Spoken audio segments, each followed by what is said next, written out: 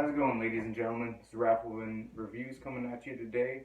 We're going to talk a little bit about concealed carry and some of my everyday carry options, what I keep on my person when I'm going about in the public.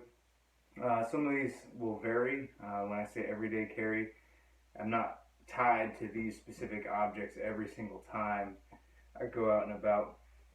Depends a lot of time on, like, the weather, where I'm going for that day, specific areas, location where I think, maybe I need some extra ammunition or something, or just how long I'm going to be away from my house for. Just all these kind of depend, but more or less this is what I like to keep on me at a bare minimum. And it's gonna be kind of a two-part or a two-for-one. It's gonna cover more or less a review of what I have been carrying and the pistol that I actually choose to carry, particularly in hotter weather scenarios. So without further ado, let's get into it. So this t-shirt, by the way, Homosexual, I purchased it from Two Vets clothing company. That's their website right there on that sticker. A few other t-shirts I got, but yeah, I just thought I'd give them a shout out. I bought it. They didn't send me anything. My videos don't represent, them in any way other than the clothes I wear. So let's get into it. So what do I wear, or what do I bring with me? First is a nice folding knife. This happens to be a Benchmade knife. It's got a little inscription on there. It's just a blade I've carried every day since 2012. It's held up really well. Probably needs another edge on it, but yeah, it's more or less a utility knife. This knife I use from cutting boxes, cutting string, rope, 550 cord, just you name it. So keep that on me. Always have a good folder. Try and keep a good edge on it. I don't do a great job with that. Next, obviously, car keys. You're not going to go anywhere without your car keys. Keep that usually just in my my pocket, close handy. I don't like to keep a lot of stuff in my pockets and on my belt line, except for my firearm. So next, let's go into spare magazine. This isn't always a must for me. I just carry this, if think I'm gonna be out for a couple days away from home, or if I think I'm going into a bad neighborhood or an area where there's a increased risk of maybe having to use my firearm. I'm not saying that I go and look for a fight, but just being prepared is the nature of it. Next, a wallet. You always got to have your wallet, money, some way. You always keep some cash on you and your ID in case you get into a tight pinch or something like that. So and then I'm filming on my my iPhone. Always carry that with me. Always keep my phone charged as much as possible. We usually keep a phone charger in the truck, in case I'm away from away from the away from my home. You need to be able to charge your phone when you're out and about. Let's see what else. Oh yeah, the main thing, I suppose. So my preferred method of carry. Oh, you need a good belt. Sorry about that. Need a nice thick belt. Usually my carry belts will have some kind of two-clasp system. This is my thickest one I have. It's pretty heavy gauge leather, and highly adjustable for your size. But for me, it works really well. And then to go with the belt, obviously I wear cargo pants usually or cargo shorts throughout the summer. They're not any special tactical kind. They're just Walmart. I think you can buy them for like 20 bucks. But yeah, zipper for my my wallet, and then cargo storage here on the sides. Works really well. Helps me keep my belt line pretty much free, which I like. And then yeah, now we can move into the pistol. So this is my preferred method to carry. On the back, right in the small of the back. Some people might not think that's so tactical, or it's not appendix carry, where I just don't prefer that. It's not comfortable when you sit down. I don't like right here on the side on your your 3 or your 4 o'clock position. I don't prefer that because I noticed it digs in the side, and I think it prints a little bit more, especially when you bend over. Here with this, you know, aside from really bending over, you know, if you're picking up something, you just gotta be conscious. I usually squat down when I pick something up, so that way it doesn't, it doesn't exaggerate it. But for the most part, when I sit down, I even leaning against stuff, I don't really notice, the firearm, interfering with anything. It's pretty comfortable. So that being said, smaller back, not the fastest. You're not going to win any gun draws. Gun draws in the Wild West, carrying it that way. But like I said, if you're ever in a situation, you're not going to try and draw on somebody who's already drawn down on you. It's not a good idea. It's a good way to get shot. But if you find yourself in a situation where you have an advantage, where you get a second or two to unholster your firearm and get that thing into action, this is the best way, concealable, and it's the most comfortable and least way to print. And I don't have an overly baggy t-shirt on. Some would say that this fits quite normally. So yeah, that's perfect. Sometimes I have like a button up that goes on over that if I'm carrying shoulder holster carry. So between smaller back and shoulder holster, those are my two preferred methods of carrying. So let's get into the firearm. Let's go ahead and make this baby safe, okay?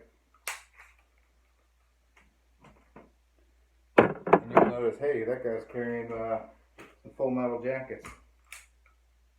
Yep, I do carry one in the chamber, but being in my certain restricted area where I'm at, I'm not allowed to carry one in the chamber. Don't ask why. At least until I get into the general public, and I'm not allowed to carry it at all, as a matter of fact, where I'm at. So that's why I don't have one in the chamber right now. But yeah, so you're asking, well, why has he only got full metal jackets? Right, I don't normally carry the full metal jackets. Preparing for a range trip, so that's why I got full metal jackets loaded up. Also, yeah, I happen to be dry on full metal jackets, or I'm sorry, hollow points. Yep, happen to be dry on hollow points right now. Gonna plan on ordering some from Underwood Ammo. Great place. They have some real high quality ammo. Some might consider that a boutique type ammo manufacturer. They're known for loading up, hot ammunition. But yeah, so what do I got in my hands here? First of all, I got a Sig Sauer P239. It's the custom shop, and it's chambered in 40 caliber, 40 Smith & Wesson. And I've noticed a lot of people are going away from the 40 Smith & Wesson. Don't really understand why. I don't know. I just as I peruse through the website on Underwood, there's clear advantages to 40 Smith & Wesson, especially in the full-size handguns. But if you get a comparable weight, say I fire a 135 grain hollow point projectile out of this handgun, or more of a full-size 4-inch barrel. This is a 3.5-inch barrel. But say I fire a one of those, I'm still getting at least 80 to 100 foot-pounds of energy more than even 124 grain plus P 9mm. So I'm still getting more muzzle energy, and for that matter, a little bit more mass in my projectile. There, translating into deeper penetration in the target and better hard barrier. Defeating hard barriers with 40 Smith & Wesson. So I still see this caliber as being a very viable option.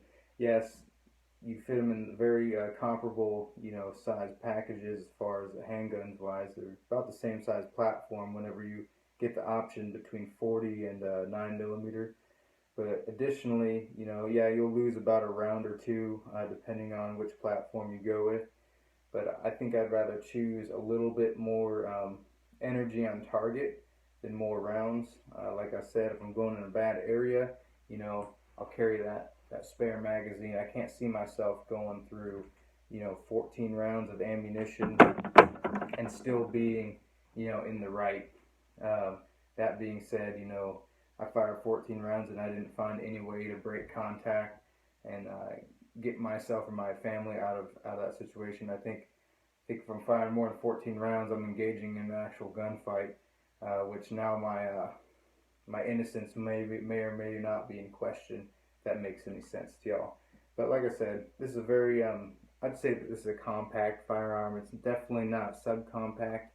We're talking 3.5-inch barrel here. This custom shop model has real nice radius edges. Nowhere does it catch on you at all. So it's very, very comfortable. No sharp edges catch on you. I love the double action, single action. Those of you who've watched my videos in the past know that that's my preferred manual of arms. It's got a nice grip on it. I want to say that this might be even a Hogue grip, like one of those G10 Hogue grips. Real positive traction for the hands. It's a good sight radius. I've got night sights, so those are definitely helpful in those low light situations. Really, there isn't anything I'd change about this. The only thing maybe I'd consider is maybe upgrading the barrel and the magazine, and then like the recoil spring, and getting a 357 Sig, because I'd say that the only better caliber for self-defense, in the smaller calibers before you bump up to like 357 mag or 10 millimeter, would be 357 Sig, and 40 I think dominate the market for that. So yeah, I know some of you are probably gonna blow me up, say shot placement is key, and the 9mm, the modern bullets for the 9mm are just as effective or better than the 40. I tend to disagree. I'd say that they are more effective than they have been in the past. Yeah, you get more rounds in the 40, but I'd say overall the 40 is still gonna put more mass on target, and it's gonna put a little bit more penetration through your target. Also, it's gonna put a little more muzzle energy, just a little bit more, especially the modern modes against the 9mm. But then you're talking about plus P, and you're beating up your gun anyways. At that point, you're still spending probably just as much on 40, or on that plus P and plus P ammo than you are on the 40. So about comparable price now. But we'll get into that discussion at a later time about 40 versus 9mm. 40 is still my choice. Bigger holes, bigger wound cavities, more mass on target, and then a little bit more muzzle energy. So yeah, that's what I like. That's what I choose. Great gun, great firearm. It's nice and thin. The profile is very thin. I'd say it's comparable. I mean, it's probably an inch and a quarter in thickness. Counting the decocker lever. That's usually what gets you on these type of platforms, is levers and stuff. But something I really like about this is you chamber around. It is empty still, by the way. I like drop that hammer, and that's how I carry it. That first double action pull is going to be long and deliberate. You just practice that at the range. You'll get that. Sometimes I get that a little more accurate just because it's more focused shots. And then that second shot is going to be that real precise, shorter reset, lighter pull for that single action. But yep, highly recommended. Capacity, you're going to suffer compared to maybe like a Glock 30, not 36, but like Glock 33 or 26, or what's that other one, 40, the 27. You're going to give up 3 rounds going for the single stack Sig 239. But I like the manual arms of the double action, single action pistol more than the extra capacity. So that being said, I'm going to set the, actually I'll keep the pistol right here. Here is my holster choice. I'm a big fan of leather. You keep it conditioned. It's going to take, you take care of it, it's going to take care of you. kind of deal. I find Kydex being a little bit, it's really rigid, and the rigidity of Kydex is great, you know, for retaining a holster, or retaining a pistol rather, but it's kind of uncomfortable, you know, kind of digs into your side a little bit. I don't prefer it. I'll stick with the good old leather holster, you know, get some conditioner, take care of it, you know, once a month. I go with Bianchi, and it's the model number 3S pistol pocket. It's got the belt loops inside the waistband, you know, great for this platform. You know, hooks around your belt. You can actually adjust the angle right here. Just loosen that screw up. You can adjust the angle. I keep it slightly canted in the small of my back, so that way the grip, since I do keep it right in the small of my back, the grip's kind of canted towards my draw hand. And then I always want a thumb brake, no matter what. Sure, yeah, that kind of that, I don't want to say if it's active retention or the passive retention, where it's just kind of a snug fit, you know, with the Kydex. That's great and all, but you know, I want to make sure that thing's not going to fall out, and I go like this all day. You know, it's not going to come out at all. 100% sure it's not going to come out. It could be upside down doing, like, you know, whatever. I could be doing anything, and I know that this gun is not going to come out until I want it to, where I break that thumb brake right there, pull it out, present. So this is my preferred. Maybe it's a little over the top, but you know, especially with one carried in the chamber, you know, I want to make sure this gun's not leaving this unless I want it to. So, yep, that's it. That's my my EDC, my carry pistol. I've had a couple of them so far. I'm favoring the Sig P239. I think if you're gonna step up to a shoulder rig, there's better options than the 239. You know, you could get more capacity, or you could get, you know, a better, more effective round if you go with the shoulder system, which we can get into at a later time. Like, you see my videos, I recommend checking out my video on the P220 right up here. P220 in 10mm. Love this gun. Still loving this gun, by the way. But you get a much more capable round, stopping a variety of targets, whether they're two-legged or they're four-legged beasts. And yep, you can conceal just as well if you got a shoulder holster and like an overgarment of some kind. Anyways, this is Rifleman Reviews signing off. Hope you guys stay safe out there, shoot often, and always support your Second Amendment rights. God bless.